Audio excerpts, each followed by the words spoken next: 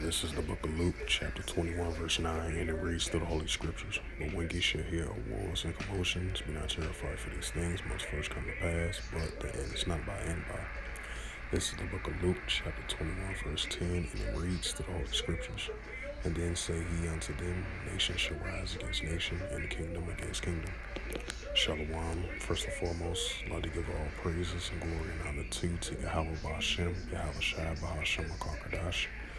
And the Heavenly Father's true name is Yahweh, and His only begotten Son, Ba'Shem, and the name of Mashiach Yahushua. Those are their true names in the ancient Paleo Hebrew, the Lashwan Kanash, the whole tongue. And shalom to the elders for preaching the word truthfully and sincerely. And shalom to the Akim, scattered through the four corners of the globe, preaching the word truthfully and sincerely as well too. And shalom to the Akwaf as well too, and I say shalom.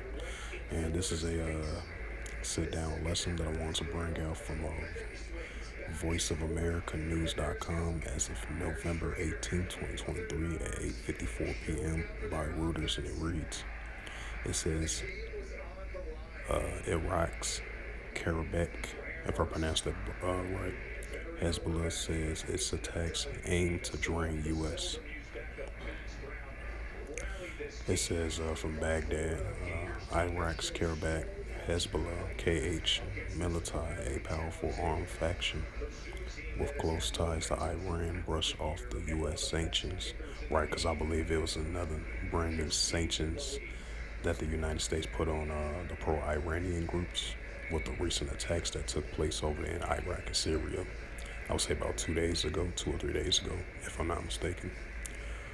It says a military powerful armed faction with close ties to Iran brushed off the U.S. sanctions on the group over the attacks against U.S. forces in Iraq and Syria, said Saturday. In such attack aimed to drain the enemy. It says the U.S. issues a sanctions Friday against several KH members against another Iranian-backed Shiite military and the Secretary General, accusing them of being involved in the attacks against the United States and its partners in Iraq and Syria. The United States has blamed Iran and military groups in support for more than 60 attacks since mid-October, and regional tensions soared over Israel-Hamas war, which began on October 7th. At least 59 U.S. Military personnel has been wounded in the attacks, though all returned to duty so far. A statement on Telegram by Abdul Ali Akashari, a secretary official in the groups, on Saturday dismissed the sanctions as ridiculous and said the measures would not affect the group's operation. Will study strikes by the Islamic resistance in Iraq attacks enemies, causing loss in their ranks and destroying vehicles or confusing or distracting them is going to a strategy to drain the enemy, the statement says. It says among those linked in the Kataeb Hezbollah target Friday are a member of the group's led decision-making body, its foreign affairs chief, and a military commander. Treasury has worked with Iran's Revolutionary Guard Corps, which is the IRGC, to train fighters. The United States Department also designated military groups that Kataeb al-Baq said al-Shaddad and Secretary General Abdul Allah al-Rashwali, a specially designated global groups. And it says in a statement posted on Telegram late Friday, and Walla described the sanctions as a medal of honor. The sanctions freeze any U.S. assets to those targets as units is generally bar Americans from dealing with them.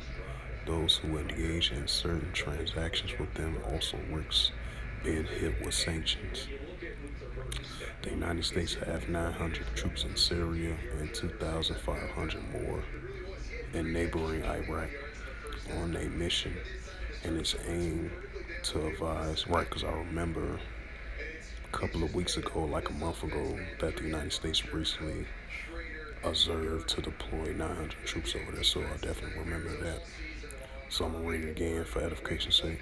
It says the United States have 900 troops in Syria and 2,500 more in neighboring Iraq on a mission as it aims to advise and assist local forces trying to prevent resurgence of the Islamic State, which in 2014 sieged large swaths of both countries, both later defeated.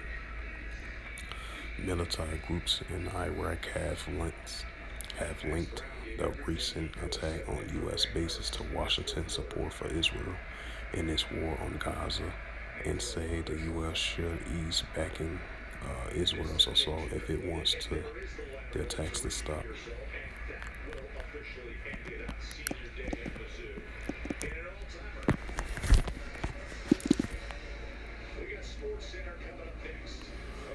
And this is the book of Matthew.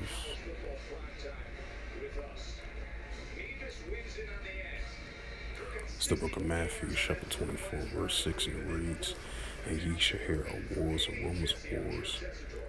See that you be not troubled, for all these things must first come to pass, but it's not yet." So with that, hopefully this sit-down lesson was edifying from Voice of America News.com by Reuters as of November 18, 2023 at 8:54 p.m. As it reads again, Iraq's Kataeb, Hezbollah says its attacks aims to drain U.S. So with that, once again, hopefully the lesson was edifying. With that, I'd like to give all praises and glory and honor to Yahweh Ba'Hashem, Yahweh Shai Ba'Hashem HaKarkadash. Shalom to the elders, Wa'akim Wa'akwaf.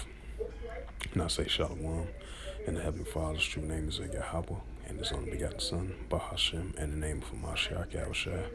Those are their true names in the ancient Paleo Hebrew, the Lashwan Kadash, the Holy Tongue. And until next time, I will say Shalom.